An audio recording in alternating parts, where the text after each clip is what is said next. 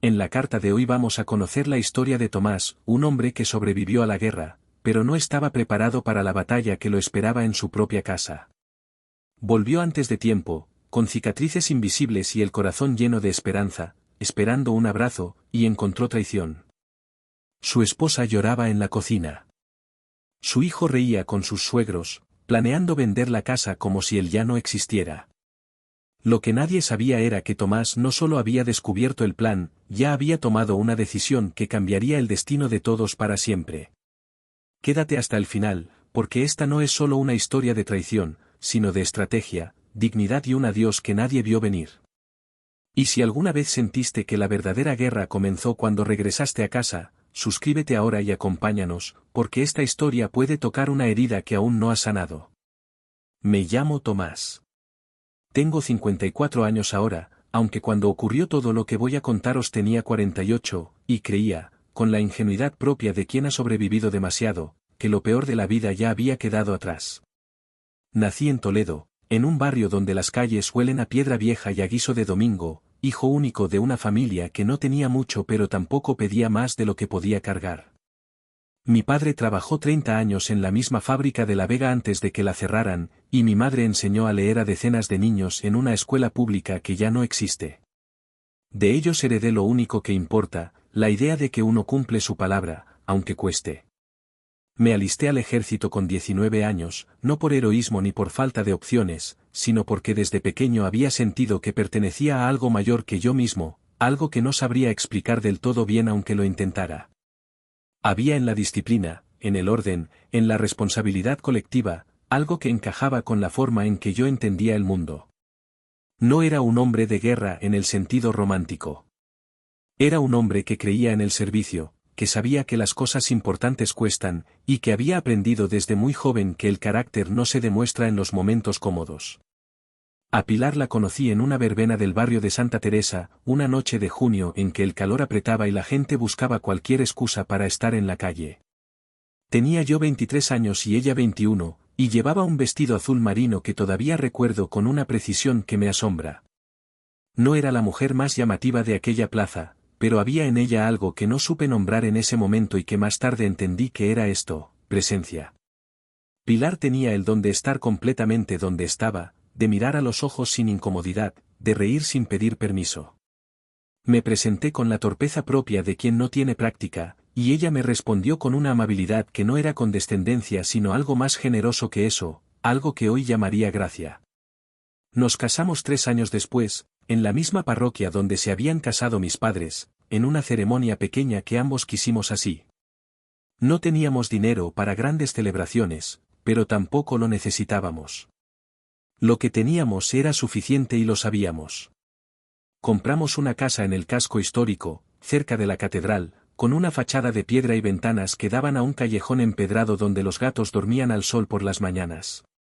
La pagamos durante años con el sueldo del ejército y los turnos extra que Pilar hacía en la oficina donde trabajaba, sin quejarse nunca, sin pedirme que eligiera entre la familia y la vocación. Mateo nació cuando yo tenía 27 años. Recuerdo haber estado presente en el parto, recuerdo haber sostenido aquel bulto pequeñísimo con las manos que en otras circunstancias sostenían armas, y haber sentido algo que no tiene nombre exacto en ningún idioma que yo conozca. Era amor, sí, pero era también terror, también responsabilidad, también una especie de vértigo ante la enormidad de lo que acababa de ocurrir.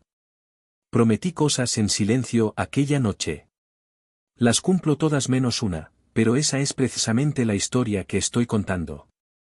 Los primeros años de la vida de Mateo fueron los mejores de los míos.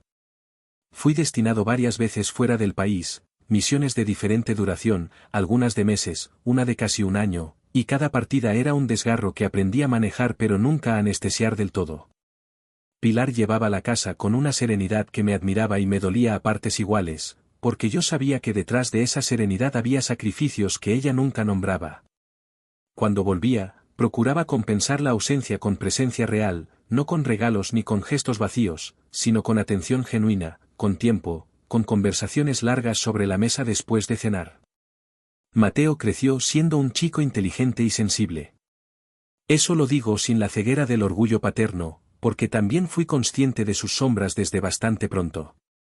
Tenía una necesidad de aprobación que yo atribuía a las ausencias, y un talento especial para adaptarse al entorno que lo rodeaba, para adoptar el tono, el ritmo y los valores de quien tuviese cerca. Era camaleónico, y en los años de infancia y adolescencia eso no me parecía preocupante. Muchos chicos son así. Lo que no vi, o no quise ver, fue que aquella capacidad de adaptación nunca se ancló en nada propio, nunca desarrolló un suelo firme debajo de los pies. Conoció a Sandra hace casi 10 años, cuando él tenía 22. Ella era hija de Rafael y Carmen Villanueva, una familia de Salamanca con dinero suficiente para que sus hijos no necesitaran ganárselo, y con esa particular forma de entender el mundo que a veces acompaña a quienes nunca han tenido que prescindir de nada. No los juzgo con crueldad. Los entiendo mejor ahora de lo que los entendía entonces, y entenderlos no es lo mismo que aprobarlos. Rafael era un hombre corpulento, de voz segura y criterios inamovibles, que había construido su identidad sobre la acumulación y la apariencia, y que miraba a los militares con esa mezcla de respeto retórico y desdén práctico que tienen quienes alaban el sacrificio ajeno mientras se aseguran de no incurrir en él. Carmen era más sutil, más fina en sus formas, pero igualmente eficaz. Sabía exactamente cómo hacer sentir a alguien inferior sin decirle nada directamente, con una pregunta bien colocada, con un silencio estratégico, con ese arte que tienen ciertas personas para que seas tú quien acabe disculpándose. Desde el principio, la relación de Mateo con aquella familia me incomodó de maneras que no supe articular durante años. Lo veía cambiar, lentamente, como quien va dejando capas de piel en distintos lugares y ya no puede volver a recogerlas. Las conversaciones con su padre pasaron de ser largas a ser breves, de ser breves a ser espaciadas, de ser espaciadas a ser casi formales. En sus ojos empecé a notar algo que tardé demasiado en identificar como vergüenza. No la vergüenza de quien ha hecho algo malo, sino la de quien ha decidido que su origen es un inconveniente.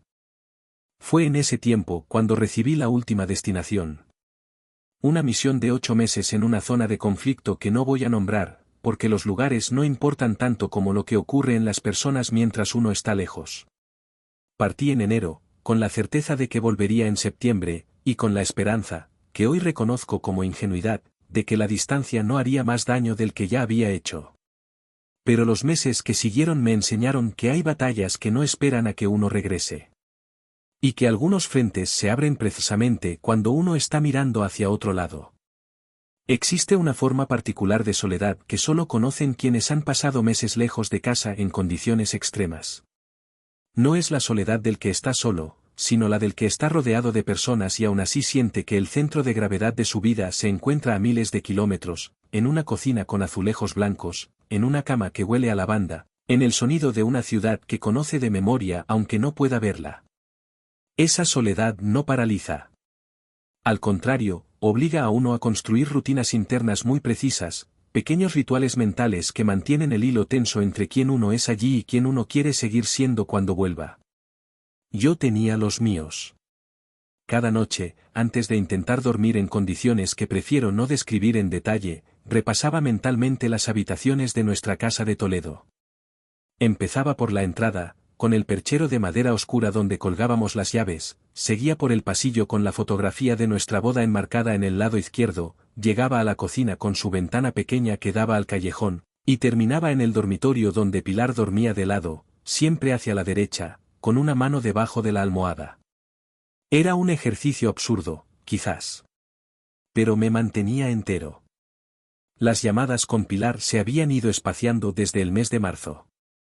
Al principio lo atribuí a la cobertura intermitente, que era real y que justificaba muchas interrupciones.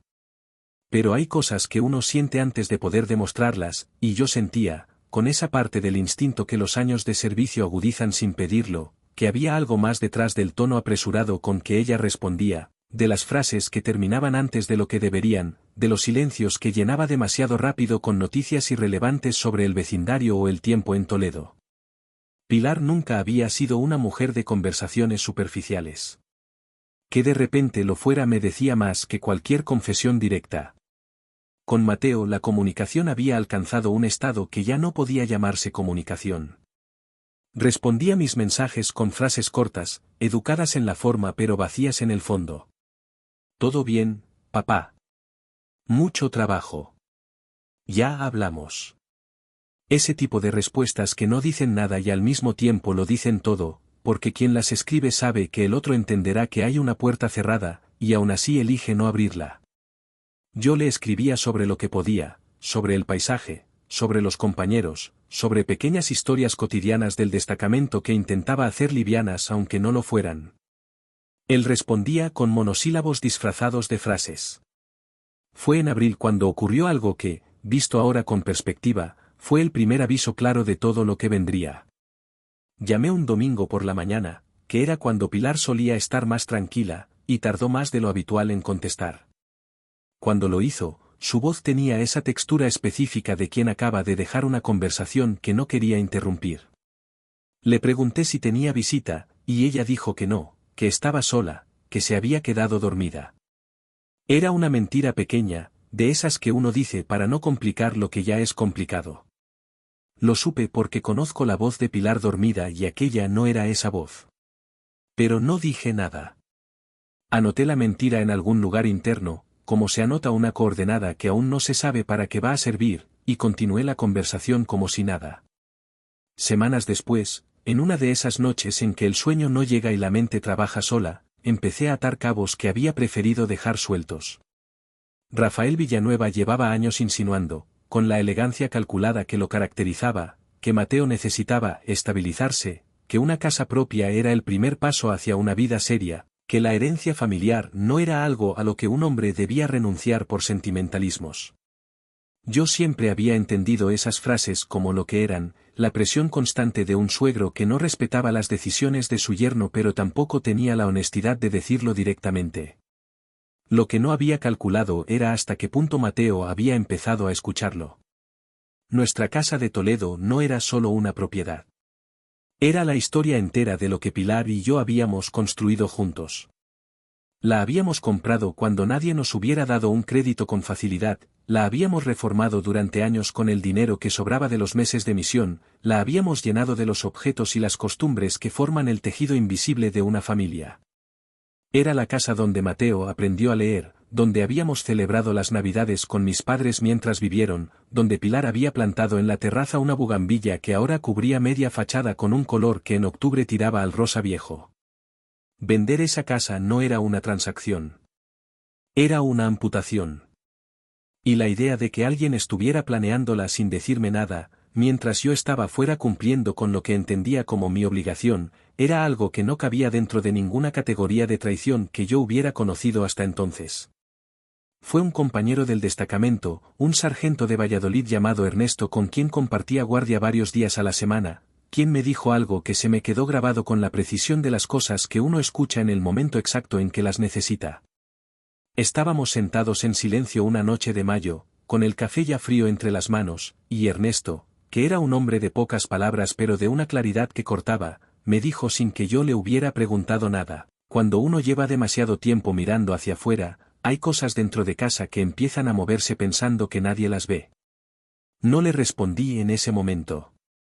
Pero esa frase hizo algo dentro de mí que solo puedo describir como una resolución. No de actuar impulsivamente, sino de no seguir mirando hacia otro lado. Si había algo ocurriendo en mi casa, en mi ausencia, con mi familia y con lo que habíamos construido juntos durante décadas, yo necesitaba saberlo.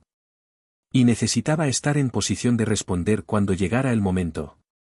En junio, durante un permiso de 4 días que conseguí por razones administrativas, volé a Madrid y desde allí tomé el AVE hasta Toledo sin avisar a nadie. Llegué un jueves por la tarde, con la intención de darle una sorpresa a Pilar y de observar, sin expectativas previas, cómo estaban las cosas. Lo que encontré no fue lo que esperaba, aunque tampoco fue lo que temía. Pilar estaba en casa, sola, y su alegría al verme parecía genuina, aunque tenía esa cualidad de algo que lucha contra otra cosa para poder expresarse. La abracé largo tiempo en la entrada, con la mochila todavía en el suelo, y noté que ella lloraba en silencio contra mi hombro. No le pregunté por qué. A veces el llanto no necesita preguntas. Mateo no estaba. Estaba en Salamanca, con los padres de Sandra, donde al parecer pasaba más fines de semana de lo que yo había sabido. Pilar lo mencionó con una naturalidad estudiada que me indicó que era un tema que prefería no desarrollar. cené con ella esa noche, hablamos de cosas cotidianas, y antes de dormir, mientras ella ya descansaba y yo me quedé en la terraza mirando la bugambilla en la oscuridad, tomé una decisión que cambiaría el curso de todo lo que vendría después. Al día siguiente, sin decirle nada a Pilar, llamé a un abogado que conocía desde hacía años, un hombre discreto y competente llamado Aurelio que tenía despacho cerca de la plaza de Zocodover. Le pedí una cita para la mañana siguiente y le expliqué, en términos generales, que quería revisar la situación legal de la vivienda y explorar ciertas opciones sobre las que prefería informarme antes de tomar ninguna decisión. Aurelio era el tipo de profesional que escucha sin interrumpir y habla sin adornos innecesarios.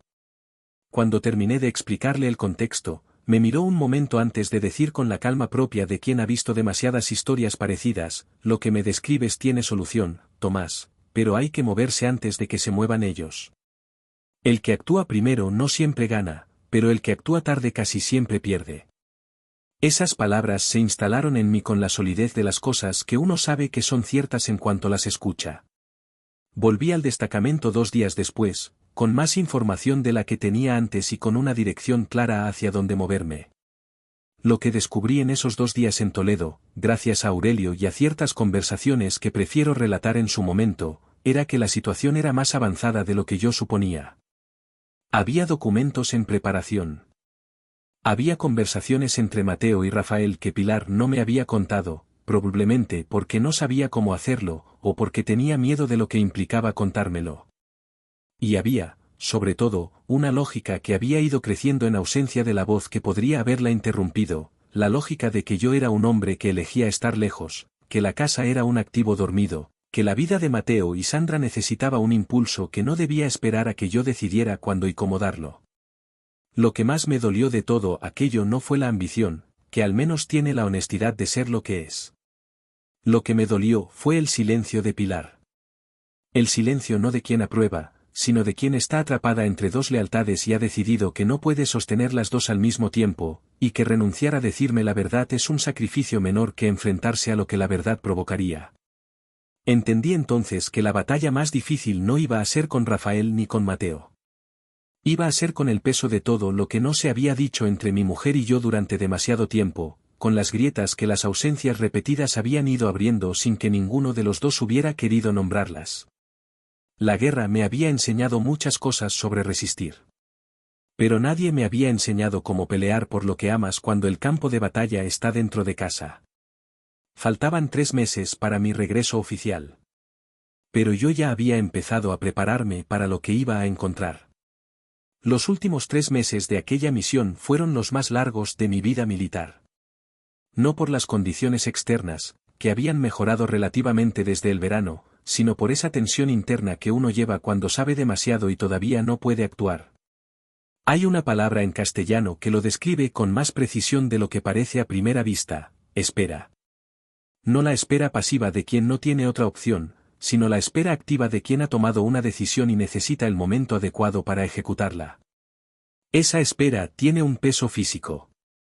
Se instala entre los hombros, en la mandíbula, en la forma en que uno duerme o deja de dormir.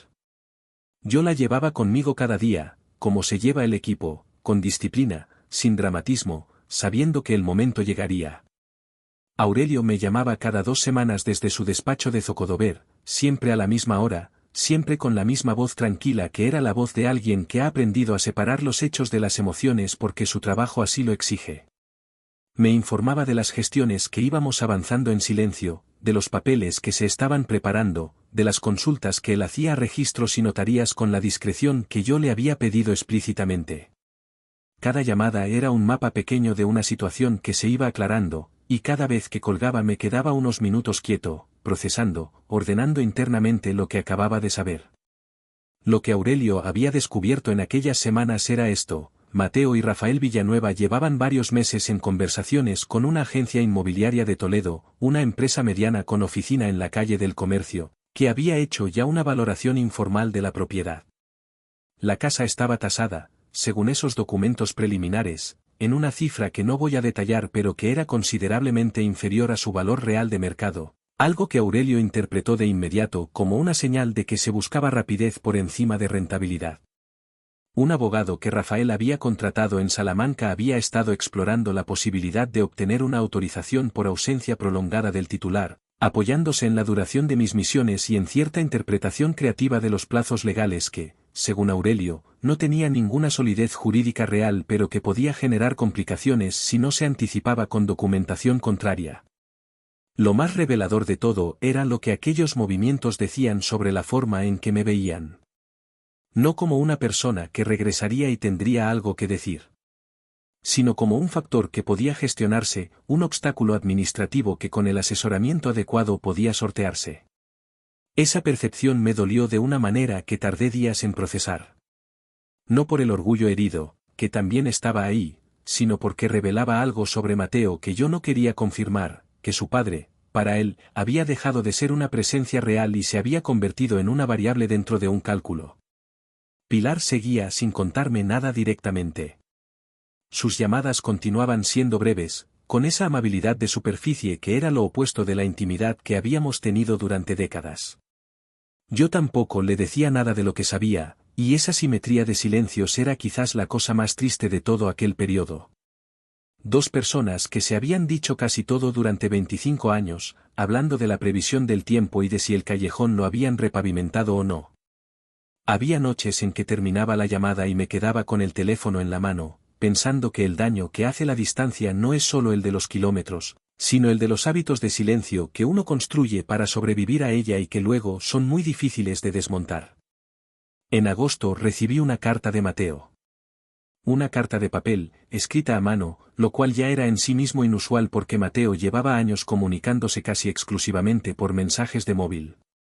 La letra era la suya, un poco más tensa de lo habitual, con algunas palabras tachadas y reescritas que delataban que había hecho varias versiones antes de enviar esa.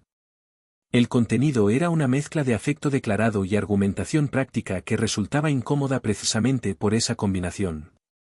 Me decía que me quería, que me respetaba, que entendía el sacrificio que representaba mi carrera. Y luego, sin solución de continuidad, pasaba a explicarme que Elisandra necesitaban estabilidad, que la casa de Toledo llevaba años siendo una propiedad infrautilizada, que con el dinero de la venta podrían establecerse en Salamanca cerca de los padres de ella, y que él creía que yo, en el fondo, entendería sus razones porque siempre había sido un hombre razonable. Leí esa carta 3 veces. La primera vez con una rabia fría que me sorprendió por su intensidad. La segunda vez con algo más parecido a la tristeza, que es una emoción más honesta que la rabia aunque sea más difícil de sostener. La tercera vez con la distancia que necesitaba para entender que era exactamente lo que me molestaba de ella, más allá del contenido. Y lo que entendí fue esto: Mateo no me estaba pidiendo permiso. Me estaba notificando. Con palabras amables, con la apariencia del respeto, pero notificando. Como se le comunica una decisión a alguien que tiene poca capacidad de influir en ella. Como se le habla a un hombre al que se ha dejado de considerar el centro de algo. No le respondí de inmediato. Guardé la carta en el bolsillo interior de la mochila, junto a una fotografía de Pilar y yo en la playa de la Malvarrosa, tomada durante aquella luna de mel improvisada en Valencia de la que ya he hablado, donde ella reía con los ojos cerrados y el pelo mojado y yo la miraba con esa expresión que solo tienen los hombres que todavía no saben que están viviendo uno de los mejores momentos de su vida. Guardé la carta ahí porque quería que las dos cosas estuvieran juntas, lo que habíamos sido y lo que estábamos llegando a ser. El contraste era necesario para no perder la perspectiva. Respondí a Mateo 2 semanas después, también por carta. Fui breve. Le dije que había recibido su carta, que entendía que tenía necesidades y proyectos, y que cuando volviera tendríamos una conversación larga y sin prisa. Ni una palabra sobre lo que sabía. Ni una señal de lo que había estado preparando con Aurelio. Le cerré la carta con una frase que había sopesado durante días y que elegí con cuidado, porque quería que fuera honesta sin ser amenazante: hay cosas que una familia solo puede resolver mirándose a la cara, Mateo. Esperaré a estar en casa para hablar como corresponde. Nunca recibí respuesta a esa carta. Septiembre llegó con la lentitud específica de los meses que uno desea que terminen. Los últimos días en el destacamento tienen siempre una textura extraña, uno ya está mentalmente en otro lugar pero el cuerpo todavía está ahí, cumpliendo con los turnos y los protocolos con esa atención dividida que es la forma más honesta de la impaciencia. Me despedí de Ernesto, el sargento de Valladolid, una mañana temprana antes de que el calor apretara. Le di la mano y él me miró con esa expresión seria que tenía siempre, y me dijo algo que no esperaba: espero que lo que encuentres en casa sea mejor de lo que temes, Tomás. Y si no lo es, espero que tengas la cabeza fría para manejarlo. Le respondí que llevaría a la cabeza todo lo fría que pudiera. Él asintió como si eso fuera suficiente. Entre hombres que han compartido guardias nocturnas durante meses, a veces una frase y un asentimiento son todo lo que se necesita. Llegué a Madrid en avión un martes de octubre, como ya he contado. Pero lo que no he contado todavía es lo que ocurrió entre el aeropuerto y la puerta de mi casa, porque esas horas intermedias forman parte de la historia de una manera que solo entiendo ahora, con el tiempo necesario para verlas con claridad. Desde Barajas tomé el AVE hasta Toledo, como siempre. El trayecto dura poco más de 30 minutos, tiempo suficiente para que la mente haga lo que hace cuando uno está a punto de enfrentarse a algo que ha estado preparando durante meses: repasar, dudar, ajustar. No sentía miedo, que es lo que uno esperaría. Sentía algo más parecido a la claridad que precede a las cosas importantes, esa calma extraña que no es frialdad sino concentración. Sabía lo que iba a encontrar porque Aurelio me había mantenido informado hasta la víspera. Sabía que Mateo estaba en Toledo ese fin de semana, que Rafael y Carmen habían llegado desde Salamanca el viernes, que había habido una reunión en casa el sábado por la tarde con la presencia de un representante de la inmobiliaria. Sabía que los documentos de la procuración estaban en una fase avanzada, aunque todavía no firmados. Sabía todo eso. Y sin embargo, saber las cosas y vivirlas son dimensiones distintas que uno no puede preparar del todo. Bajé del tren en la estación de Santa Bárbara y tomé un taxi hasta el casco histórico. El taxista era un hombre mayor que escuchaba la radio a bajo volumen y no intentó conversar, lo cual agradecí. Toledo en octubre tiene una luz particular, una luz amarilla y algo melancólica que cae sobre la piedra con una suavidad que siempre me había parecido hermosa. Esa tarde, mirando la ciudad por la ventana del taxi, me pareció simplemente conocida. Como las cosas que uno ha querido mucho y ya no puede ver con los ojos de antes porque ha ocurrido demasiado en el camino. Le pedí al taxista que me dejara a 2 calles de casa. Quería caminar ese tramo final. Quería llegar a pie, con la mochila al hombro, respirando el aire del callejón empedrado, sintiendo bajo las botas los adoquines que conocía de memoria. No era un gesto sentimental, o no solo eso. Era también una forma de prepararme, de darle al cuerpo esos minutos de transición que la mente ya había hecho con semanas de antelación. El callejón estaba tranquilo a esa hora. 2 gatos dormían sobre el alféizar de la ventana del vecino del primero. La bugambilla de la terraza había perdido algunas flores con el frío de las primeras semanas de otoño, pero seguía siendo reconocible, seguía siendo nuestra. Me detuve un momento frente a la puerta, con la llave ya en la mano, y respiré. No profundamente, no de manera dramática. Solo respiré, como se respira antes de entrar a un lugar del que uno no sabe bien cómo va a salir. Lo que encontré en los primeros segundos dentro de la casa ya lo he descrito antes, al principio de este relato. El silencio del pasillo, el olor a casa cerrada con visita, el sonido que venía de la sala mezclado con el llanto contenido de Pilar en la cocina. Pero lo que no he contado con detalle es lo que pasó en los minutos que estuve parado en ese corredor, escuchando, antes de decidir moverme. Desde donde estaba podía escuchar la conversación de la sala con suficiente claridad como para entender el contenido, aunque no cada palabra. La voz de Rafael era la que dominaba, con esa cadencia segura de quien está acostumbrado a presidir las conversaciones. Hablaba de plazos, de porcentajes, de la conveniencia de cerrar el proceso antes de que cambiara el mercado. La voz de Mateo respondía en un tono más bajo, más cauteloso, con esa modulación específica que había adquirido en los últimos años y que era la de alguien que ha aprendido a habitar el registro de otro. No era la voz de mi hijo hablando. Era la voz de alguien que intentaba sonar como Rafael Villanueva. Eso fue lo que más me golpeó en aquellos minutos. No la traición en abstracto, no el daño patrimonial, no siquiera la frialdad con que se discutía la venta de lo que habíamos construido juntos. Fue ese tono prestado. Esa voz que no era la suya. Me quedé inmóvil el tiempo que necesité para escuchar suficiente, para confirmar lo que ya sabía, para asegurarme de que no había ninguna interpretación alternativa posible. Luego fui a la cocina. Pilar estaba de espaldas cuando entré. Tenía los hombros encogidos sobre la encimera, con las manos alrededor de una taza que ya no humeaba. La escuché respirar de una manera irregular, contenida, que era la respiración de alguien que lleva tiempo llorando y ya no tiene más lágrimas, pero el cuerpo todavía no lo sabe. Me acerqué despacio, sin hacer ruido deliberado, y cuando estuve lo suficientemente cerca puse una mano sobre su hombro.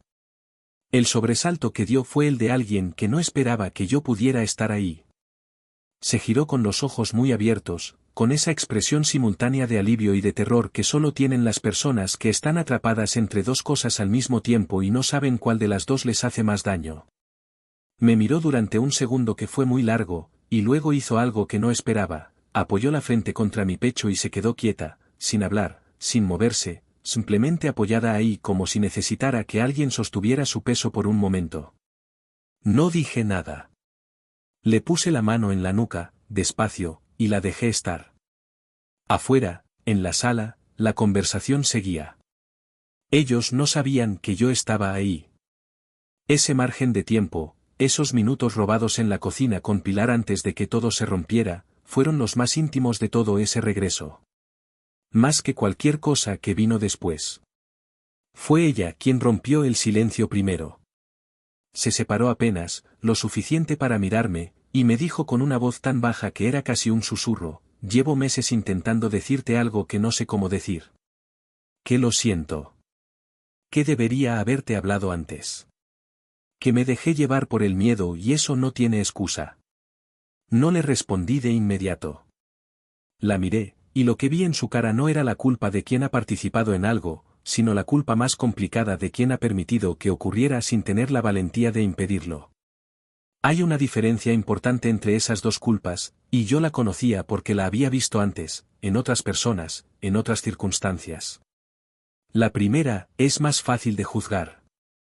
La segunda es más difícil de cargar. Le respondí en voz baja, con cuidado, porque lo que iba a decirle era importante y no quería que sonara a reproche cuando en realidad era una declaración: Pilar, lo que pasa en la sala no es tu responsabilidad. Tú no pediste estar en medio de esto. Pero necesito que ahora estés de mi lado, no contra ellos, sino junto a mí. ¿Puedes hacer eso? Ella asintió. Solo eso. Pero era suficiente. Entré a la sala sin anunciarme. Dejé la mochila en el pasillo y crucé la puerta con las manos en los bolsillos y el paso tranquilo de alguien que llega a un lugar que le pertenece. El efecto fue el que esperaba, aunque la intensidad del silencio que se instaló en aquel momento superó incluso lo que yo había imaginado. Rafael se quedó con la boca entreabierta en mitad de una frase. Carmen, que estaba sentada en el sillón junto a la ventana con unos papeles en el regazo, dejó caer las manos sobre ellos con un gesto involuntario de ocultación que no pasó desapercibido.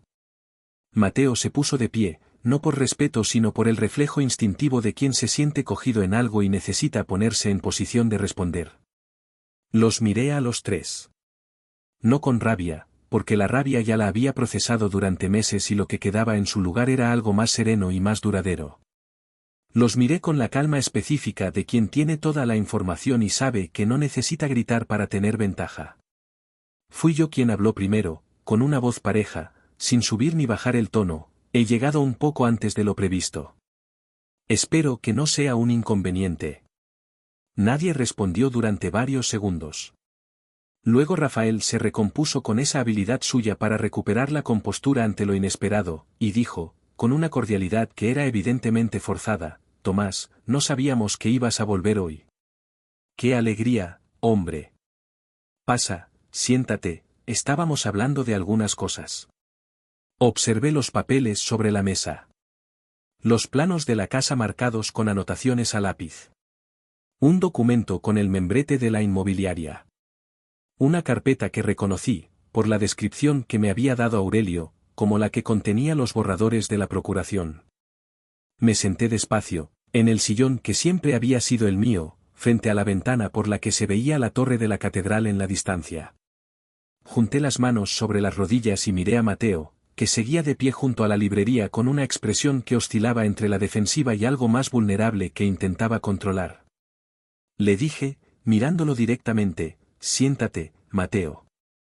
Se sentó. Entonces, sin levantar la voz, sin gesticular, con la precisión de alguien que ha preparado lo que va a decir durante más tiempo del que la otra persona puede imaginar, les expliqué que la casa ya no estaba disponible para ningún proceso de venta. Que había tomado decisiones sobre la propiedad con plena capacidad legal, documentadas y registradas, semanas antes de aquel momento.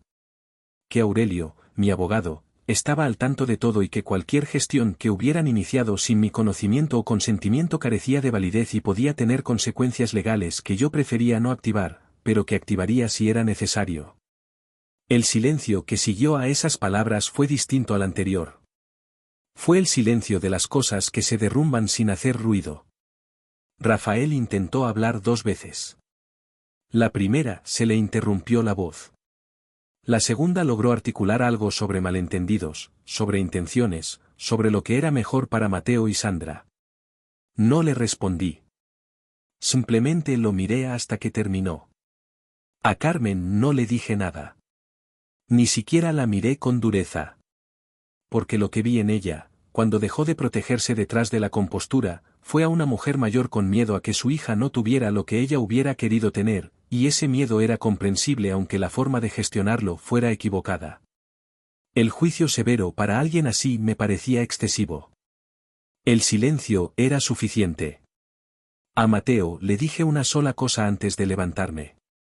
Se lo dije mirándolo a los ojos, con toda la calma y todo el dolor que caben en la misma frase, y fue esto: no te voy a preguntar cómo llegaste hasta aquí, porque ya lo sé.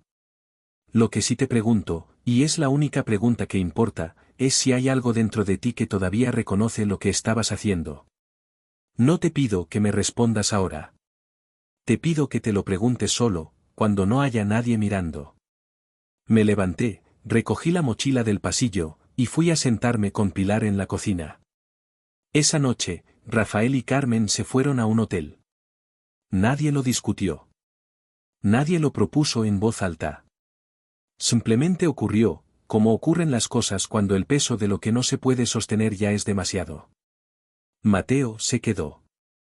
Y eso, aunque yo entonces no sabía todavía lo que significaba, fue el primer movimiento de algo que tardaría meses en tomar forma pero que, con el tiempo, demostraría ser lo más importante de todo lo que ocurrió en aquella casa el día que volví de la guerra antes de tiempo.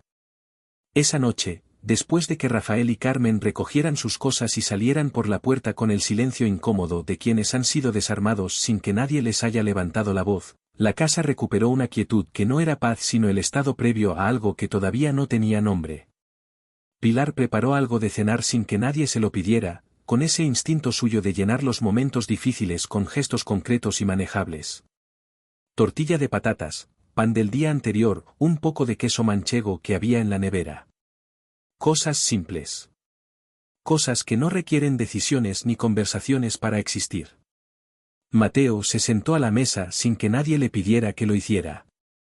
Ese gesto, tan pequeño en apariencia, me dijo más de lo que cualquier palabra podría haberme dicho en ese momento. Había algo en su manera de sentarse esa noche, con los codos apoyados en la madera y la vista fija en un punto indeterminado de la mesa, que era diferente a la postura defensiva de horas antes. No era arrepentimiento todavía, porque el arrepentimiento genuino necesita tiempo y silencio para formarse y no llega en la misma tarde en que todo se rompe. Era algo anterior a eso. Era la expresión de alguien que acaba de verse desde fuera por primera vez y no le ha gustado lo que ha visto. Comimos los 3 sin hablar durante un rato largo.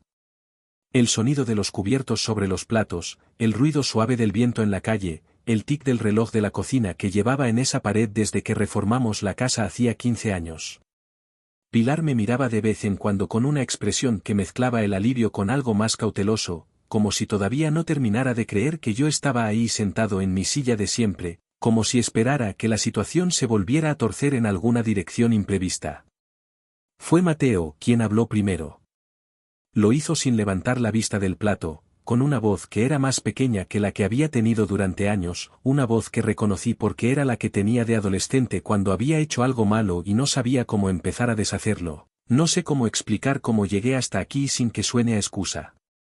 Le respondí con calma, sin apresuramiento, no te estoy pidiendo una explicación esta noche, Mateo. Esta noche solo estamos cenando. Levantó la vista entonces, y lo que vi en sus ojos me costó sostener más de lo que esperaba. Porque no era la mirada de un hombre calculador que ha sido descubierto y busca la manera de reencuadrarlo todo a su favor. Era la mirada de alguien que está genuinamente perdido, que ha ido tomando pasos en una dirección sin darse cuenta de cuánto se había alejado del punto de partida, y que de repente, al verse reflejado en los ojos de su padre sentado en aquella cocina con la mochila todavía sin deshacer en el pasillo, entiende la distancia real que ha recorrido. Eso no me quitaba el dolor. Pero lo contextualizaba de una manera que importaba. Los días que siguieron fueron extraños con una extrañeza específica, la de los periodos de transición en que todavía no está claro qué forma va a tomar lo que viene, pero ya es evidente que lo anterior no puede continuar. Mateo se quedó en casa esos días. Sandra llamó varias veces desde Salamanca, y él respondía en el pasillo con voz baja, y yo no intentaba escuchar porque no era necesario. Lo que ocurriera entre ellos era territorio suyo, y mi papel no era intervenir sino estar disponible si él decidía acercarse. Rafael me llamó el miércoles. Lo dejé hablar varios minutos, y lo que dijo fue una combinación de justificaciones, de referencias a sus intenciones genuinas respecto al bienestar de su hija, y de una insinuación velada sobre posibles acciones legales que Aurelio me había advertido que podría intentar y que, según él, no tenían ningún recorrido real. Cuando Rafael terminó, le respondí con una brevedad que creo que lo desconcertó más que cualquier argumento elaborado: Rafael, lo que tengas que resolver con abogados, resuélvelo con el mío. Su número lo tienes. Para lo demás, cuando estés dispuesto a una conversación sin estrategias, puedes llamarme. Y colgué. No volvió a llamar. Al menos no en las semanas que siguieron. Con Pilar la cosa era más compleja, porque lo nuestro no era un conflicto de intereses sino una herida más antigua y más íntima. Las ausencias repetidas durante años, la distancia que se instala entre dos personas que se quieren pero que han aprendido a funcionar en paralelo en lugar de en conjunto, la acumulación de conversaciones que no se habían tenido porque siempre había algo más urgente o porque la ventana de tiempo era demasiado estrecha o porque uno de los dos no se sentía con fuerzas para abrirlas. Todo eso no desaparecía por el hecho de que yo hubiera vuelto y la situación con Mateo se hubiera resuelto de la manera en que se había resuelto. Una tarde, 3 días después de mi llegada, nos sentamos en la terraza cuando el sol ya bajaba y el frío de octubre empezaba a hacerse presente, pero todavía era soportable. La bugambilla proyectaba una sombra alargada sobre las baldosas. Pilar tenía las manos alrededor de una taza de café y miraba la calle de abajo con esa expresión suya de cuando está pensando algo que no ha decidido todavía si va a decir. Fui yo quien abrió la conversación que llevábamos años sin tener. Se lo dije despacio, sin acusación, porque no era una acusación lo que tenía para ofrecerle sino una observación que necesitaba ser compartida para dejar de pesar solo en mí. Pilar, durante meses supe que algo estaba pasando y tú no me lo dijiste. No te pregunto por qué, porque creo que lo entiendo. Pero necesito que sepas que lo que más me dolió no fue lo que hacían ellos. Fue no poder contar contigo para saberlo.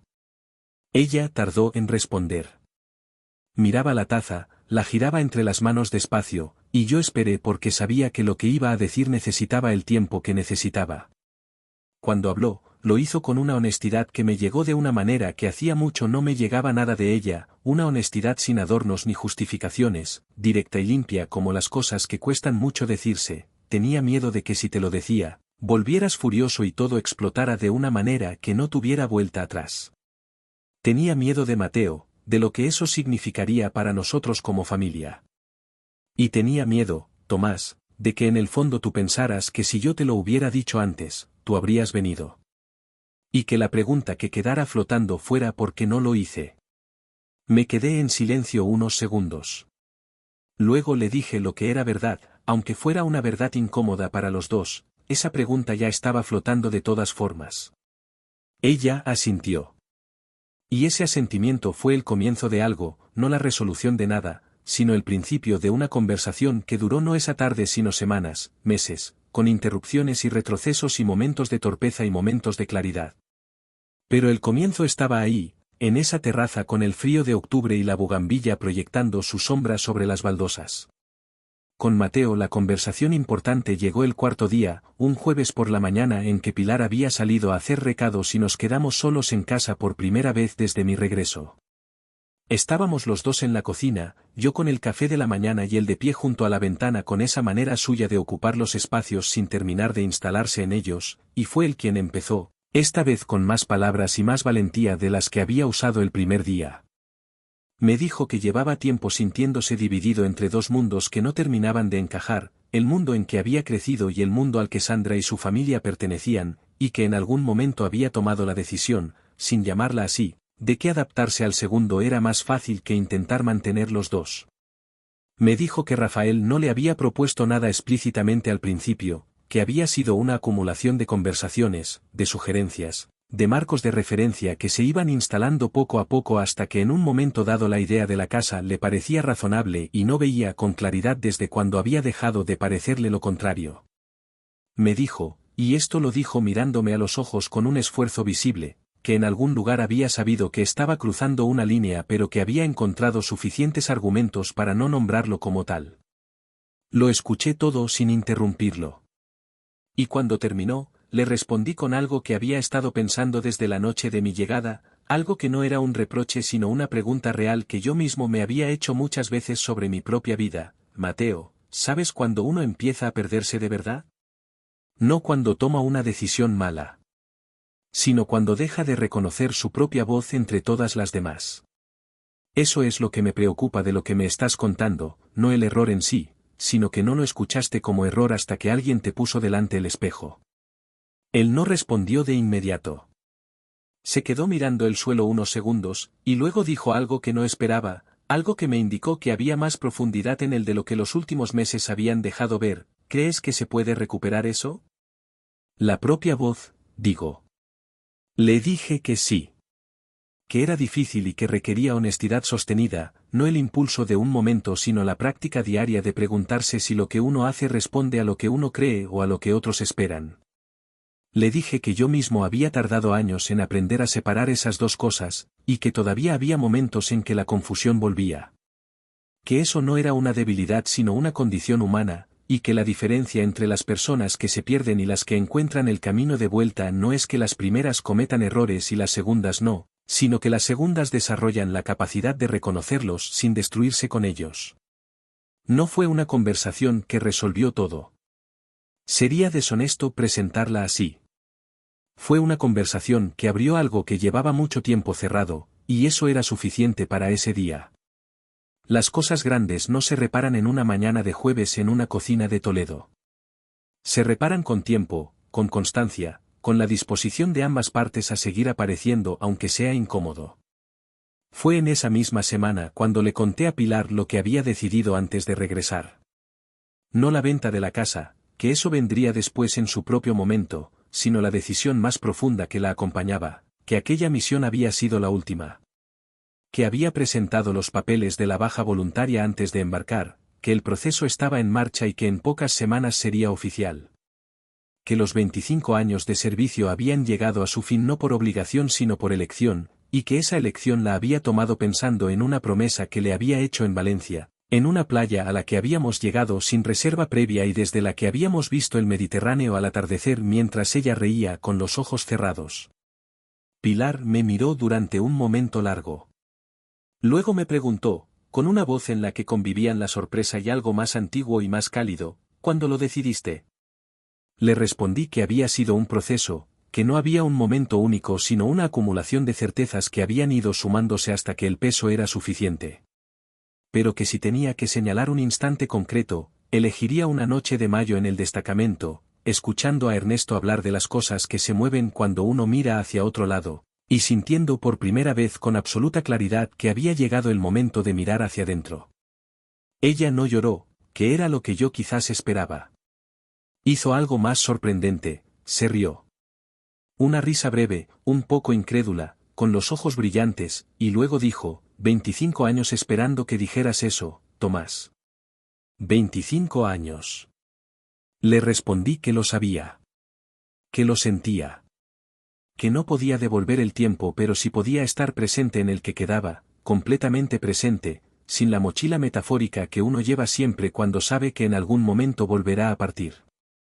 Esa tarde salimos a caminar por el casco histórico, los dos solos, sin destino concreto, por las calles estrechas que conocíamos de memoria pero que esa tarde parecían ligeramente distintas, con esa cualidad que tienen los lugares conocidos cuando uno los recorre después de haber cambiado algo fundamental en su interior. Pasamos por delante de la parroquia donde nos habíamos casado, nos detuvimos un momento sin decir nada, y seguimos caminando. No necesitábamos nombrarlo. Estaba ahí de todas formas. La venta de la casa se formalizó 3 semanas después, con todos los papeles en orden y con Pilar completamente informada y de acuerdo, lo cual era la única manera en que yo hubiera querido que ocurriera. No fue un acto de venganza ni de fuga. Fue el cierre ordenado de un capítulo, la decisión consciente de que aquel espacio, con todo lo que representaba, pertenecía a una versión de nuestra vida que ya había concluido. El dinero de la venta nos daba la libertad de hacer lo que llevábamos décadas aplazando, no porque no pudiéramos sino porque siempre había habido algo más urgente, algo más inmediato, alguna razón para seguir esperando el momento adecuado. El momento adecuado, aprendí demasiado tarde aunque no tan tarde como para no poder aprovecharlo, no llega solo. Hay que decidir que ha llegado. Mateo lo supo cuando ya estaba todo cerrado. No se lo dije con anticipación porque no estaba seguro de cómo iba a reaccionar, y porque había aprendido que con él era mejor presentar los hechos consumados que abrir debates que podían derivar en direcciones que no ayudaban a nadie. Se lo conté una tarde en que pasó por casa antes de volver a Salamanca, sentados en la misma terraza donde Pilar y yo habíamos tenido nuestra conversación semanas antes. Su reacción me sorprendió y no me sorprendió al mismo tiempo. Preguntó a dónde íbamos a ir. Le respondí que todavía no lo sabíamos con exactitud, que había una lista de lugares que Pilar llevaba años señalando en mapas y que íbamos a ir recorriéndolos sin prisa, empezando por Portugal, siguiendo por el sur de Francia, quizás Italia más adelante. Que no había un itinerario fijo porque esa era precisamente la libertad que habíamos elegido. Mateo escuchó todo esto con una expresión que era difícil de leer, una mezcla de algo que podría haber sido envidia en el sentido limpio de la palabra, esa envidia que no desea el mal al otro sino que reconoce en el otro algo que uno también querría para sí mismo, y de algo más parecido a la comprensión tardía de lo que había estado a punto de destruir. No dijo mucho. Pero antes de marcharse, ya en la puerta, se giró y me dijo con una sencillez que era la sencillez de las cosas verdaderas: «Me alegra que no te hayas ido sin decirme nada, papá». Le respondí que yo no era de los que se van sin despedirse. Que eso nunca lo había sido y no iba a empezar ahora. Nos dimos un abrazo en la puerta, el primero en mucho tiempo que no tenía la rigidez de los abrazos protocolarios. Fue un abrazo real, con el peso y la duración de los abrazos que significan algo. Y cuando lo vi alejarse por el callejón empedrado, con las manos en los bolsillos y los hombros menos tensos que en los días anteriores, sentí algo que no era alivio exactamente sino algo anterior a él, algo más parecido a la posibilidad. La posibilidad de que las cosas dañadas no siempre se quedan rotas. Que a veces, con el tiempo y la honestidad suficientes, encuentran una forma nueva de mantenerse en pie. Hay una imagen que regresa con frecuencia cuando pienso en aquella mañana de noviembre en que Pilar y yo cerramos la puerta de la casa de Toledo por última vez. No es una imagen dramática ni especialmente cinematográfica. Es simplemente la imagen de una llave sobre una mesa. La dejamos en el recibidor, sobre el mueble de madera oscura donde siempre habíamos colgado las llaves al llegar, y salimos sin mirar atrás. No porque no quisiéramos mirar, sino porque ambos sabíamos que si nos deteníamos demasiado tiempo en el umbral, el peso de los años acumulados en aquellas paredes podía volverse demasiado concreto, demasiado difícil de dejar ir con la dignidad que ese momento merecía. Pilar llevaba una maleta mediana y una bolsa de tela con los objetos que había decidido que valía la pena cargar, algunas fotografías, 2 libros, la taza de cerámica azul que su madre le había regalado cuando se casamos y que había sobrevivido a 3 reformas y a todos los traslados de los años de servicio. Yo llevaba la mochila de siempre, la misma que había cargado en tantas partidas, ahora con un contenido diferente porque las misiones habían terminado y lo que transportaba ya no era equipo de campaña sino la versión civil de uno mismo, más ligera en algunos aspectos y más cargada en otros. Caminamos hasta la parada del autobús sin hablar mucho. Toledo a esa hora de la mañana tiene esa quietud específica de las ciudades que viven del turismo y que entre semana, en noviembre, recuperan algo de su propio ritmo sin la presión de los visitantes. Las calles del casco histórico olían a piedra húmeda y a café recién hecho que salía de algún bar cercano. Los gatos del callejón seguían ahí, o quizás eran otros gatos, porque los gatos de los callejones antiguos tienen ese don de parecer siempre los mismos. Pilar se detuvo un momento a mirar la fachada de la casa desde la esquina, y yo la dejé mirar sin apresurarla. Luego siguió caminando, y yo con ella. En el autobús hacia Madrid, con los campos de la meseta extendiéndose a los lados de la carretera bajo un cielo de noviembre que era blanco y bajo y lleno de esa luz difusa que no proyecta sombras, Pilar sacó su cuaderno pequeño y empezó a escribir algo que no le pregunté qué era. Llevaba ese cuaderno desde hacía años, era uno de sus hábitos que yo siempre había respetado sin curiosidad intrusiva, y verla escribir en él esa mañana me pareció una señal tan buena como cualquier otra de que estábamos yendo en la dirección correcta. Yo miré por la ventana y pensé, como suelo pensar en los trayectos largos, en todo lo que había ocurrido en los meses anteriores. No con el objetivo de revisarlo ni de juzgarlo de nuevo, sino con esa tendencia inevitable de la mente a repasar los capítulos cerrados buscando el hilo conductor que les da sentido. Y el hilo que encontré, esa mañana en el autobús con los campos de Castilla pasando al otro lado del cristal, fue que todo lo que había ocurrido, la traición de Mateo, el silencio de Pilar, la maniobra de Rafael, la decisión de vender, la baja del ejército, todo ello había sido, en el fondo, la consecuencia de años en que yo había elegido estar presente en un lugar mientras mi vida real ocurría en otro. No como justificación de lo que habían hecho los demás, porque cada persona es responsable de sus propias elecciones y esa responsabilidad no se transfiere. Sino como explicación honesta del ecosistema en que aquellas elecciones habían podido crecer. Hay una forma de ausencia que es más dañina que la física, y es la ausencia de atención sostenida. Yo había estado presente en muchos momentos importantes de la vida de Mateo, en cumpleaños y en graduaciones y en las conversaciones que reconocía como significativas. Pero me había perdido la textura cotidiana, los días sin acontecimiento especial en que los hijos se forman de verdad, en que se instalan los valores o se instala el vacío donde deberían estar los valores. Me había perdido los martes por la tarde y los sábados sin planes y las cenas de entre semana donde no ocurre nada excepcional pero donde se construye, ladrillo a ladrillo, la idea de quiénes somos para los demás y quiénes son los demás para nosotros. Eso no lo podía recuperar. Esa es la verdad más dura que me llevé de Toledo, que hay cosas que el tiempo no devuelve, que las ausencias acumuladas durante años no se compensan con presencia posterior por intensa que sea. Lo que sí podía hacer era reconocerlo, nombrarlo con honestidad, y construir desde ese reconocimiento algo diferente en el tiempo que quedaba. No como reparación, porque algunas cosas no se reparan sino que se sustituyen por algo nuevo, sino como elección consciente de una forma de estar que antes no había tenido la valentía de sostener. Lisboa fue el primer destino.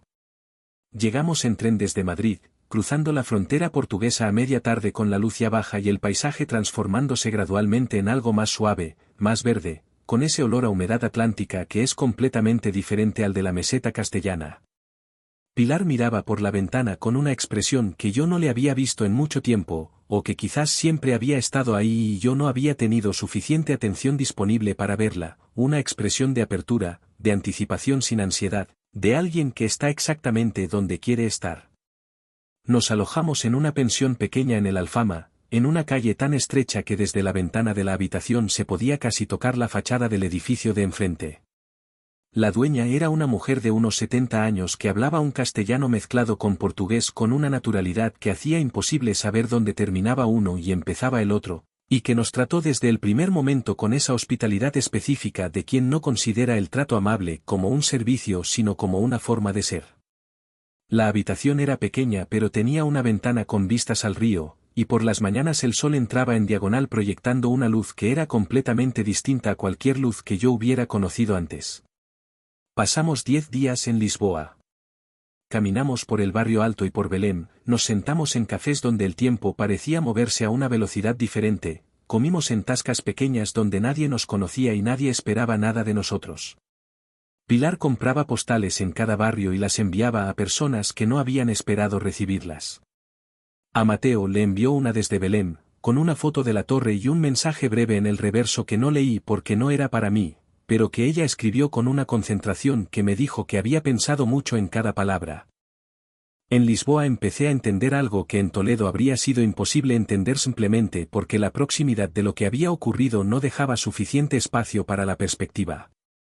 Lo que entendí fue que la decisión de vender la casa, que en el momento de tomarla había tenido la textura de una respuesta estratégica a una amenaza concreta, era en realidad algo más antiguo y más mío que todo eso.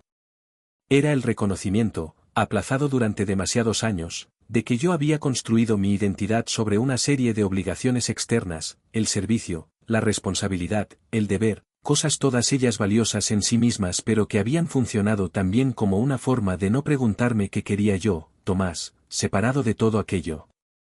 La casa era el último símbolo de esa identidad construida sobre la permanencia y la solidez, y soltarla había sido también, aunque no lo supiera en ese momento, soltarme a mí mismo de una versión de mí que ya no me cabía. No digo esto con la ligereza de quien convierte el dolor ajeno en lección propia. Lo que hizo Mateo fue real y tuvo consecuencias reales. Lo que hizo Rafael fue calculado y lo sigo considerando una forma de deslealtad que no merece otro nombre. Pero la capacidad de encontrar en lo difícil algo que te empuja hacia algo mejor no es ingenuidad ni condescendencia. Es simplemente la única forma inteligente de no quedarse atrapado en el resentimiento, que es una prisión que uno mismo construye y en la que solo uno mismo cumple condena. Mateo nos llamó desde Salamanca un domingo, 3 semanas después de que saliéramos de Toledo. Era la primera vez que llamaba por iniciativa propia desde que todo había ocurrido, y lo hizo a una hora en que debía saber que íbamos a estar disponibles, lo cual me indicó que había pensado en hacerlo durante un tiempo antes de hacerlo. Pilar me pasó el teléfono con una mirada que era una pregunta y una autorización al mismo tiempo. Hablamos durante casi una hora. Fue una conversación que no tenía el formato de ninguna conversación que hubiéramos tenido antes, ni la calidez fácil de cuando era niño ni la distancia gestionada de los últimos años. Era la conversación de dos personas que se conocen desde siempre pero que están aprendiendo a conocerse de una manera diferente, más honesta y también más frágil, porque la honestidad real siempre tiene esa fragilidad de las cosas que no están protegidas por ninguna convención. Me habló de Sandra, de una conversación larga que habían tenido después de lo ocurrido, de que ella no había sabido todo lo que su padre estaba planeando y que cuando lo supo había reaccionado con una incomodidad que Mateo describió como reveladora. Me habló de que estaba pensando en buscar trabajo en Madrid, de que necesitaba construir algo propio, separado de la órbita de los Villanueva, no porque los rechazara sino porque había entendido que uno no puede saber quién es mientras vive permanentemente dentro de la perspectiva de otro. Me habló, hacia el final de la llamada, de que había estado leyendo algunas cosas sobre el ejército, sobre las misiones en las que yo había estado, y que había tardado demasiado en querer entender esa parte de mi vida. Le respondí despacio, eligiendo las palabras con el cuidado que merecían: no necesito que entiendas lo que hice ni que lo evalúes de ninguna manera particular, Mateo. Lo que hice lo hice por razones mías, y parte de lo que aprendí haciéndolo es que las personas no necesitan que las demás validen sus elecciones para que esas elecciones tengan sentido. Lo que sí me importa es que puedas mirarme y ver a tu padre, no a un soldado, no a un símbolo de nada. Solo a tu padre.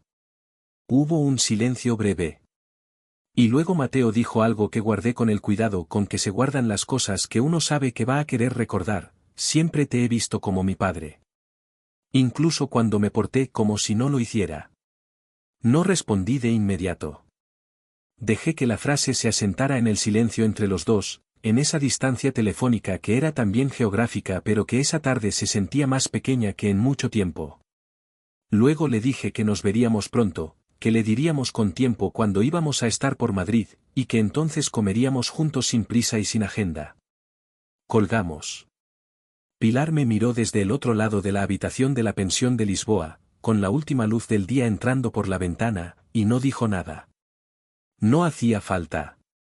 Escribo esto desde una terraza en Florencia, en una tarde de primavera que tiene esa calidad específica de la luz italiana, una luz que parece pintada, que cae sobre las piedras y los tejados con una densidad que uno no termina de creer del todo la primera vez que la ve.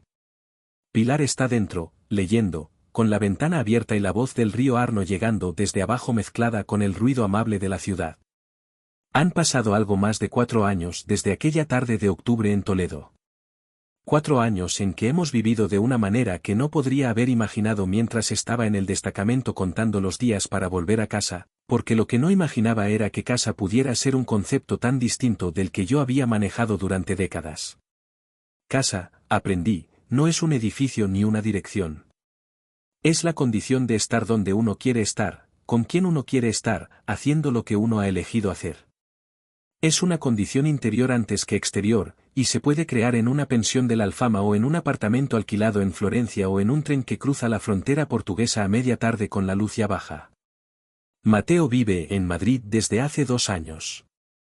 Trabaja en una empresa de comunicación que él mismo me costó trabajo entender del todo pero que parece darle lo que necesita, independencia, responsabilidad propia, la posibilidad de construir algo que sea genuinamente suyo. Sandra está con él. Tienen un piso pequeño en el barrio de Lavapiés, en una calle que Pilar y yo visitamos la última vez que pasamos por la ciudad y que nos pareció llena de esa energía específica de los barrios donde vive gente joven que todavía está decidiendo qué quiere ser.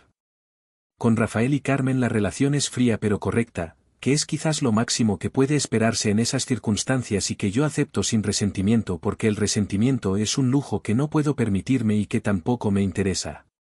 Con Mateo hablamos cada semana.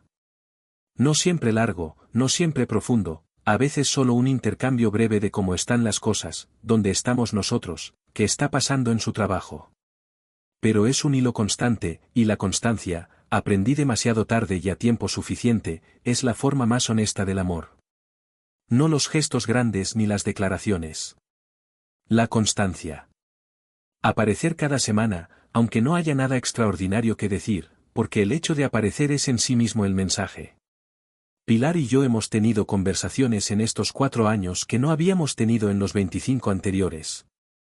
Conversaciones largas, sobre la mesa de algún café o caminando por ciudades que no conocíamos, sobre lo que queríamos, sobre lo que habíamos dejado pasar, sobre las formas en que habíamos fallado el uno al otro sin mala intención pero con consecuencias reales.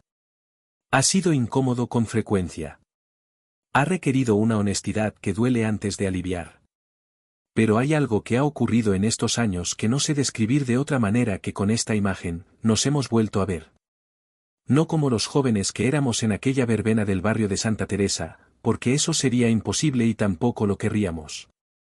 Sino como las personas que somos ahora, con todo lo que hemos cargado y todo lo que hemos soltado, y hemos encontrado que lo que queda, después de retirar los años de distancia y los silencios acumulados y las capas de costumbre que se forman cuando 2 personas dejan de prestarse atención, lo que queda sigue siendo suficiente. Más que suficiente. Si hay algo que este recorrido me ha enseñado, y lo digo con la modestia de quien sabe que las lecciones de la propia vida no son necesariamente transferibles a la vida de nadie más, es esto, que las personas no se vuelven extrañas de golpe.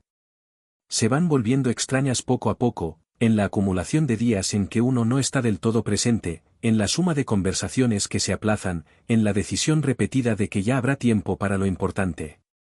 Y cuando uno mira atrás y ve la distancia recorrida, la distancia entre lo que uno quería ser y lo que fue siendo sin darse cuenta, la reacción fácil es el arrepentimiento. Pero el arrepentimiento solo sirve si se convierte en algo, si hay suficiente vida por delante para construir desde el algo diferente. Yo tuve esa suerte. La suerte de llegar a tiempo, no antes de que nada se rompiera, porque algunas cosas ya estaban rotas cuando llegué, sino a tiempo para estar presente en la reconstrucción. Para tener la conversación que no había tenido con Pilar durante años. Para mirar a Mateo a los ojos y decirle la verdad sin rabia y escuchar la suya sin defensa. Para soltar lo que ya no cabía en mí y hacer espacio para lo que siempre había querido pero no me había permitido elegir. La guerra me enseñó muchas cosas. Me enseñó a resistir, a observar, a actuar cuando es el momento y a esperar cuando no lo es. Pero lo que más necesitaba aprender no estaba en ningún campo de batalla exterior. Estaba en la capacidad de sentarme en silencio con las personas que amaba y preguntarles cómo estaban de verdad, y escuchar la respuesta aunque fuera difícil, y quedarme ahí aunque fuera incómodo, y no partir cuando la situación se ponía complicada sino precisamente entonces, quedarme. Algunas batallas se ganan resistiendo. Otras, cediendo. Y las más importantes, las que determinan quién uno es de verdad cuando se retira el ruido y quedan solo los hechos, se ganan simplemente estando. Completamente, honestamente, sin reservas, estando. Eso fue lo que aprendí. Y aunque me costó más de lo que debería haber costado, llegué a aprenderlo a tiempo. Y eso, al final, es lo único que importa.